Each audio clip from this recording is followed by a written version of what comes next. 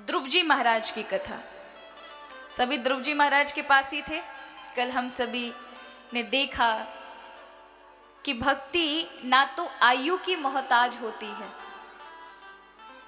वहां आयु की आवश्यकता नहीं कि कोई ज्यादा बड़ा बन जाए, ज्यादा उम्र दराज हो, ज्यादा अनुभव हो, बस वही भक्ति कर सकता है। नहीं महाराज, यहाँ तो 5 वर्ष के बालक ने ठाकुर को प्राप्त कर लिया, क्योंकि मायने ना तो उम्र रखती है, ना ज्ञान रखता है, ना जाति रखती है, ना वर्ण रखता है, ना स्त्री रखती है, ना पुरुष रखता है। महत्वपूर्णता किसकी है भक्ति में? आपके भाव की। भाव बहुत महत्वपूर्ण है।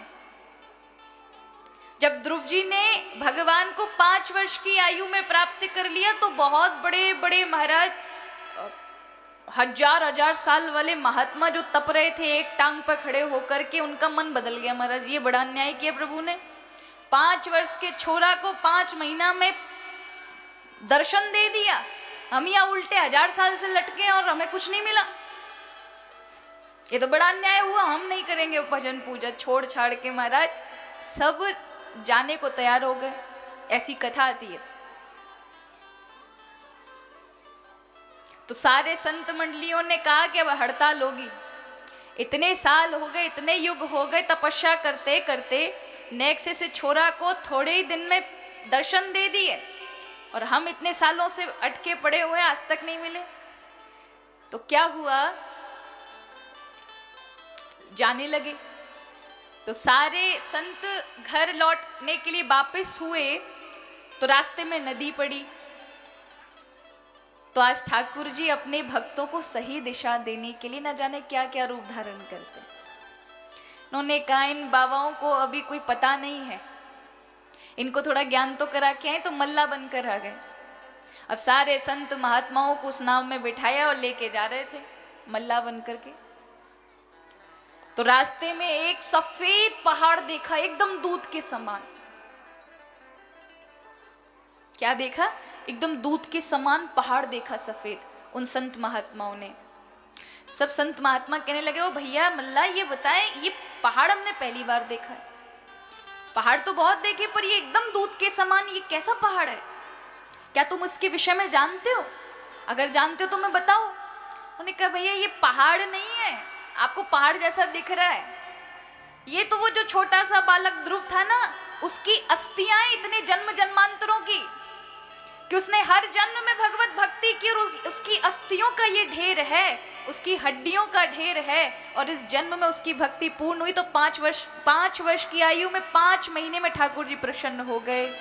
इतना सुनते ही सारे संत महात्मा आश्चर्य से सब कहने लगे, मल्ला भैया अब ऐसा नहीं हो सकता, नाव लौट जाए, हम दोबारा जंगल में जाना चाहते हैं, वन जाना चाहते, तपस्या करेंगे। हमारी तो बुद्धि भ्रमित हो गई थी।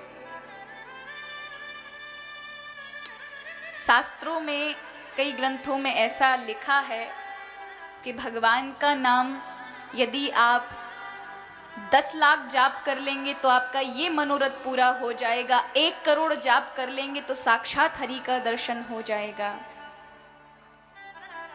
ऐसा बताया गया है। लेकिन याद रखिए, भगवान कोई गिनतियों से नहीं मिलते कि आप इतनी गिनती करेंगे तो हरि का दर्शन होगा। वह तो आपके भाव से मिलते हैं।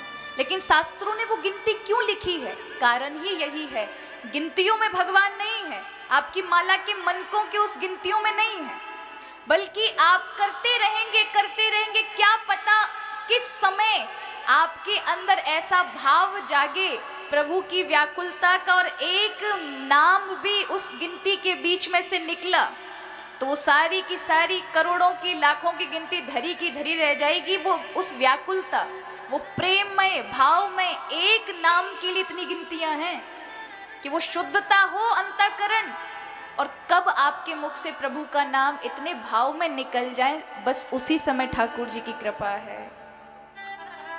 इसलिए गिनतियों में प्रभु नहीं है, लेकिन गिनती आवश्यक है। क्यों? क्योंकि अंतःकरण बड़ा मैला है। इस मन ने रात दिन संसार को देखा।